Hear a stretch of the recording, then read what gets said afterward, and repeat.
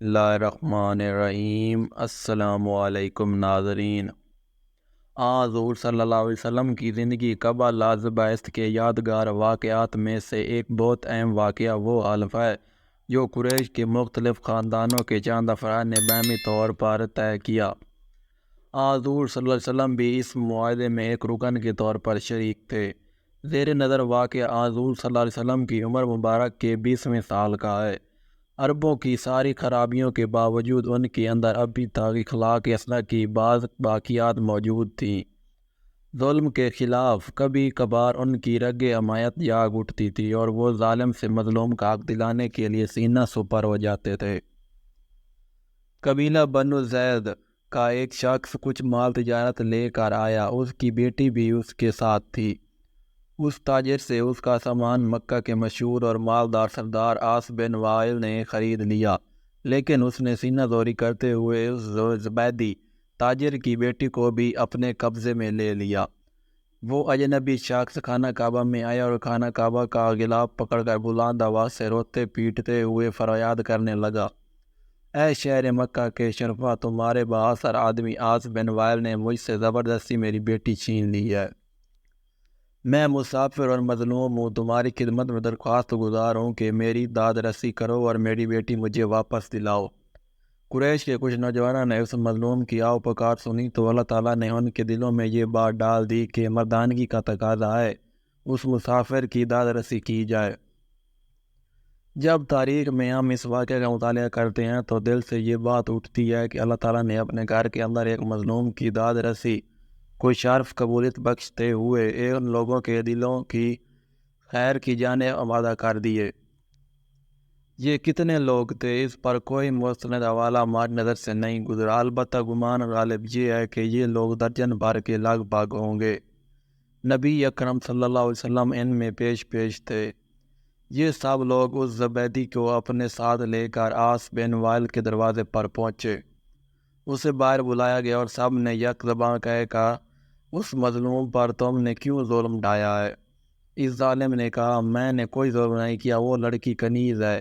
جب مال کا سودا کیا تھا تو یہ لڑکی بھی میں نے اس شخص سے خرید لی تھی۔ عاص بن وائل کا جواب سن کر وقت کے لوگوں نے زبیدی سے وضاحت مانگی تو اس نے کہا، خانہ کعبہ کی عظمت و تقدس کی قسم، میں نے اپنی لڑکی بیچی نہیں ہے اور نہ ہی وہ کنیز ہے، وہ میری بیٹی ہے اور اس شخص نے اپنی قوت کے بال بوتے پر زبردستی اسے اغوا کر کے اپنے گھر میں ڈال لیا ہے۔ اس پر وقت کے لوگوں نے سختی کے ساتھ عاص بن وائل سے بات کی تو اس بدبخت نے اپنے جرم کا اعتراف کر لیا اور زبیدی کی لڑکی اسے واپس دینا پڑی۔ لڑکی واپس کرنے کے وقت بدبخت عاص نے ارکان وقت سے کہا کہ میں کل صبح لڑکی واپس کروں گا، ایک رات مجھے اس کے ساتھ گزار لینے دو۔ وقت کے تمام غیر مند ارکان نے اسے سختی کے ساتھ اس ارادہ بد پر شرم دلائی اور کہا کہ یہ ہرگز ممکن نہیں، چنانچہ اسے اپنے شیطانی ارادے پر عمل کا موقع نہ ملا۔ زبیدی کی بیٹی اسے واپس دلا دی گئی۔ اب اس نے اپنی بیٹی کو ساتھ لیا اور اپنے علاقے کی طرف روانہ ہو گیا۔ جاتے ہوئے وہ اور اس کی بیٹی ان تمام نوجوانوں کو دعائیں دے رہے تھے جنہوں نے ان کی داد رسی کی۔ مظلوم کی بد دعا بھی رب عرش تک بلا روک ٹوک پہنچتی ہے اور اس کی دعا بھی۔ وہ قریشی نوجوان خوش نصیب تھے جنہوں نے مظلوم سے دعائیں لیں۔ جب اس تنازع کا فیصلہ بحسن خوبی ہو گیا تو وفد کے ارکان میں سے بعض نے مشورہ دیا کہ اس قسم کے واقعات وقتاً فوقتاً رونما ہوتے رہتے ہیں، کیا ہی اچھا ہو کہ ہم آپس میں حلف اٹھائیں کہ ہم ظالم کے مقابلے پر ہر مظلوم کی مدد کریں گے، خواہ وہ کوئی بھی ہو۔ چنانچہ یہ سب لوگ عبداللہ بن جدعان کے گھر پر اکٹھے ہوئے، اللہ کے نام پر سب نے حلف اٹھایا، جس کے الفاظ یہ تھے، ہم حلف اٹھاتے ہیں کہ غصب شدہ چیز مالک کو واپس دلائیں گے اور آج کے بعد کسی پر ظلم کو برداشت نہیں کریں گے، ہر مظلوم کی داد رسی ہوگی اور ظالم کو اس کے ظلم کی سزا دی جائے گی۔ الفضول کا معنی ہے کہ وہ چیز جو ظلم کے ساتھ چھینی جائے۔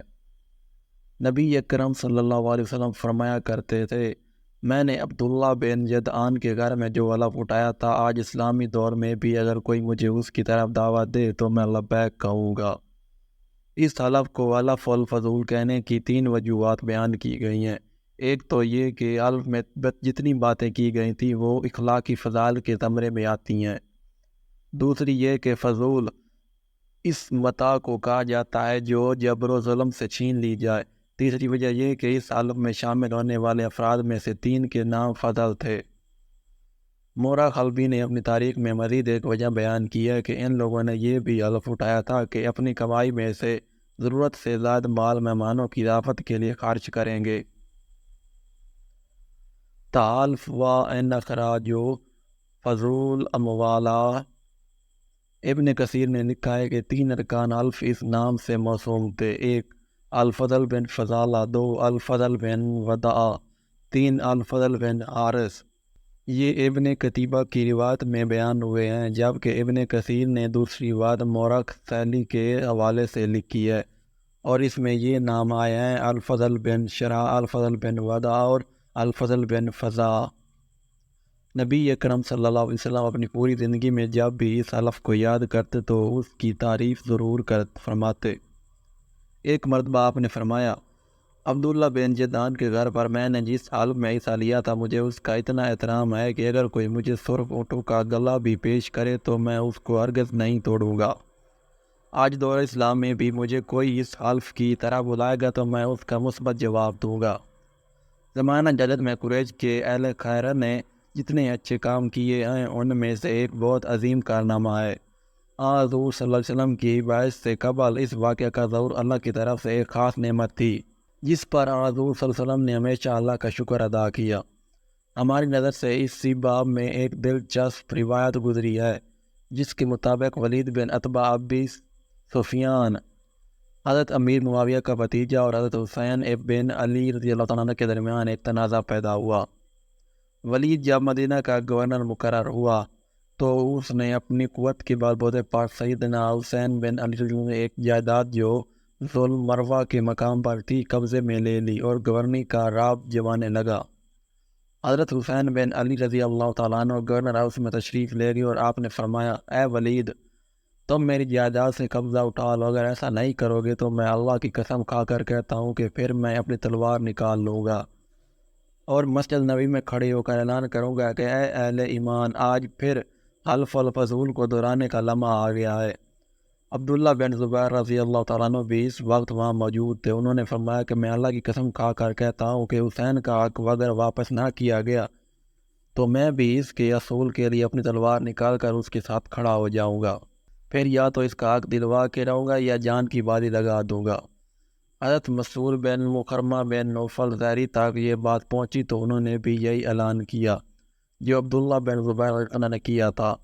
پھر اس تنازع کی خبر حضرت عبد الرحمن بن عثمان بن عبداللہ تیمی تک پہنچی تو انہوں نے بھی وہی الفاظ دہرائے۔ بن عتبہ کو جب اس صورتحال کا پتہ چلا تو اس نے حضرت حسین رضی اللہ تعالیٰ عنہ کا حق انہیں واپس دے کر راضی کر لیا۔ حقدار کو اس کا حق دلانے کی کافی اللہ کے نزدیک محبوب ترین عمل ہے۔ اللہ کے نبیوں کی آمد کا مقصد بھی قرآن نے یہی بیان کیا ہے کہ عدل قائم ہو اور ظلم مٹ جائے۔ مظلوم کے حق میں اگر لوگ اٹھ کھڑے ہوں تو ہر دور میں ظالموں کو ان کے سامنے گھٹنے ٹیکنے پڑتے ہیں۔ المیہ یہ ہوتا ہے کہ معاشرے کے اندر بے عزتی اور ذاتی مفادات کی سوچ پختہ ہو جاتی ہے، نتیجتاً ظالم منہ زور ہو جاتا ہے اور مظلوم بے بس مجبور ہو کر دھکے کھاتا پھرتا ہے۔ سنت رسول کس قدر واضح ہے کہ ظلم کا خاتمہ شان مومنانہ اور فرض عین ہے۔ آج اس جذبے کو پھر سے زندہ کرنے کی ضرورت ہے۔ ماشاءاللہ۔ اگر آج کی ویڈیو پسند آئی تو ویڈیو کو لائک کر دیں، چینل کو سبسکرائب کر دیں اور کمنٹ باکس میں اللہ کے 99 ناموں میں سے ایک نام لازمی کمنٹ کریں۔ ملتے ہیں نیکسٹ ویڈیو میں، تب تک کے لیے اللہ حافظ۔